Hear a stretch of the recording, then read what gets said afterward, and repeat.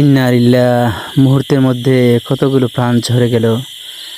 Driver নাকি বসে চা খাচ্ছিলেন, আর অদক্ষ হেল্পার গাড়ি স্টিয়ারিং দিয়ে গাড়িটি নিয়ন্ত্রণ করতে পারেনি। দেখতে পাচ্ছেন কিভাবে ফেরি থেকে গাড়িটি নদীতে পড়ে যায়।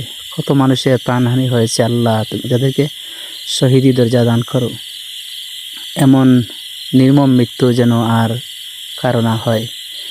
এই অদক্ষ ড্রাইভারদের খামখেয়ালির কারণে কত প্রাণ ওখানে ঝরে যায় তা কে জানে।